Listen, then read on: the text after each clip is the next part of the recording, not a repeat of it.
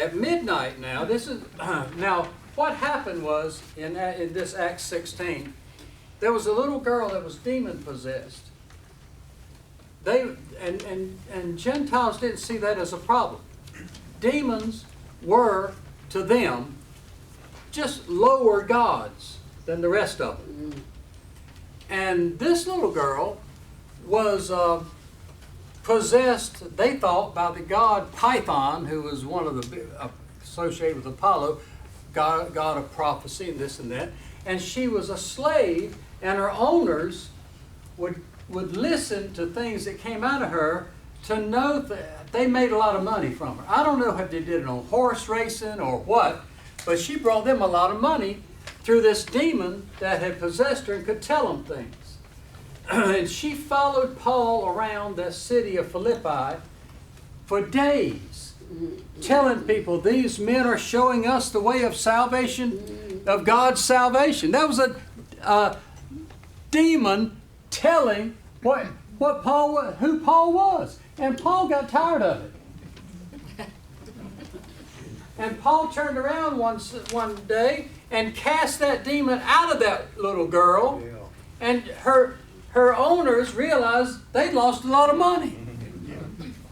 Because Paul had done a bad thing by taking that demon away from her, in their eyes. So, in other words, to the Greeks, she would have been honored, an honored person to be possessed by the Spirit. That's how they saw it. Not as an evil thing, but as a good thing, because it profited them on earth.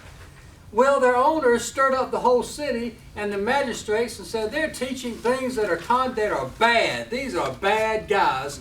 And so they were arrested and beaten badly and thrown into prison, and with a command, don't you dare let these men escape. Now, if a jailer under Roman law allowed a prisoner to escape, he got executed. We see that earlier in Acts, when the angel came and opened the gates and Peter got out, those guys were killed who were supposed to be guarding it. That's just the Roman law.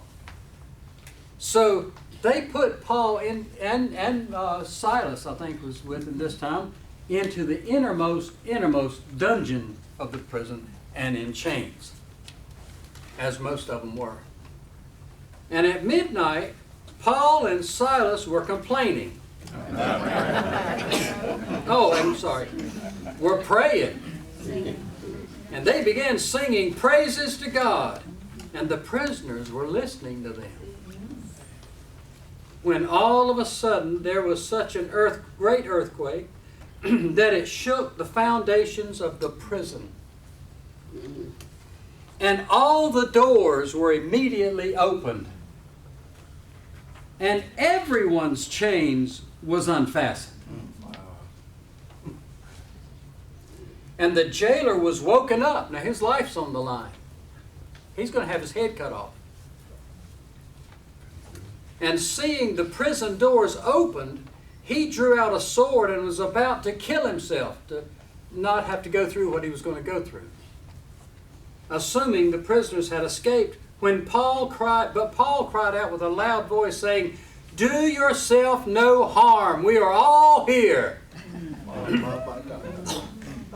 Now, this is the background of the next verse.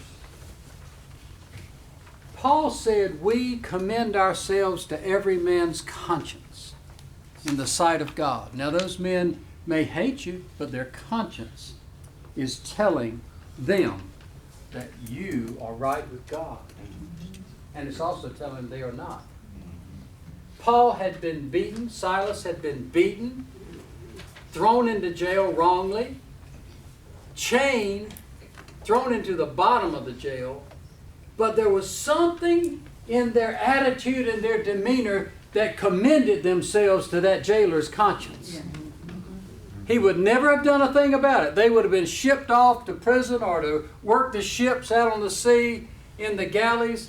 He would have never changed. But his conscience would have been telling him, even if he didn't allow himself to think it, those men were good men. But when God shook the prison, and opened up all the doors and loosed everybody's chains, and the building shook, that jailer knew who to go to. Why didn't he run to another prisoner? Because in his conscience, he knew Paul and Silas were righteous men.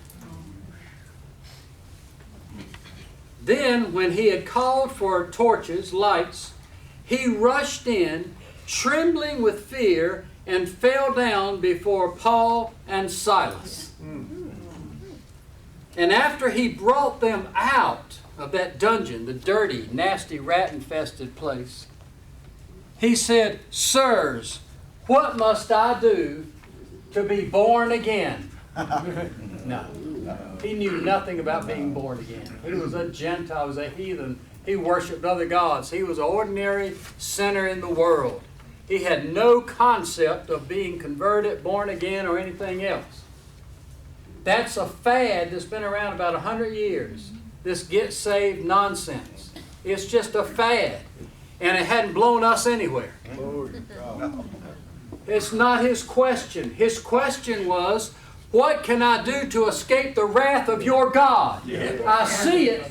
I know what he can do now. He can set me up to have my head cut off for how I treated you. I have done you wrong. What can I do to escape the damnation of your God? And Paul said, "Believe on the Lord Jesus Christ and you will be saved, you and your house." And this isn't in the Bible now. I know exactly what that jailer said next. I've told you this before. He said exactly what the cowardly lion said on The Wizard of Oz. He said, I do believe. I do believe. That's what he said. And the next thing he said is, who is he? It didn't matter who he was. Paul could have said, you got to worship an elephant. He'd have even worshipped an elephant. It's just a fad to misunderstand the word saved in this verse to mean converted, when the heathen man didn't know a thing about that. He thought he was going to die that night for how he treated Paul and Silas, and he wanted to know how not to die. What does your God require of me to forgive me so that I'll be saved from death? And he said, just believe on Jesus and you and your whole family. And then what did he do? Where are we? I don't even know what planet we're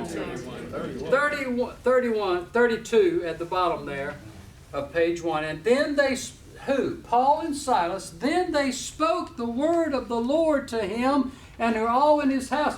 He took them out of the prison and took care of them. Yeah. He took them at that hour of the night and washed their wounds.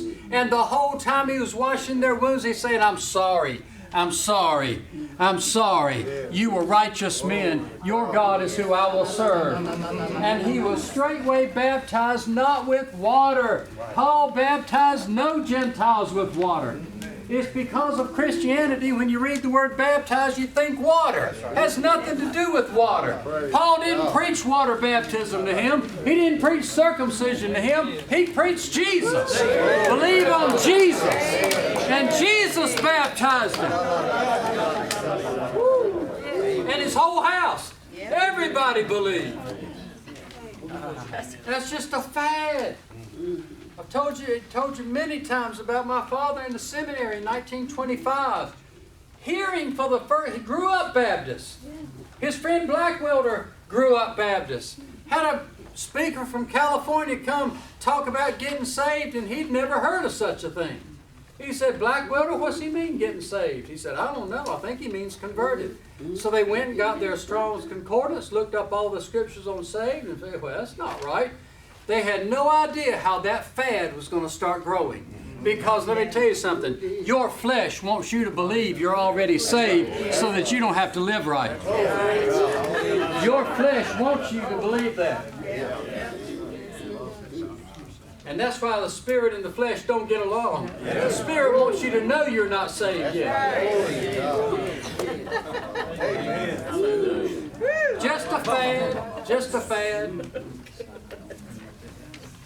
And in the last verse on the next page, I see it is now. Then that jailer brought them to his house and fed them. And he rejoiced with all his house, believing in God. If you really believe in Jesus, you're really going to receive from Jesus. And that's what that man did.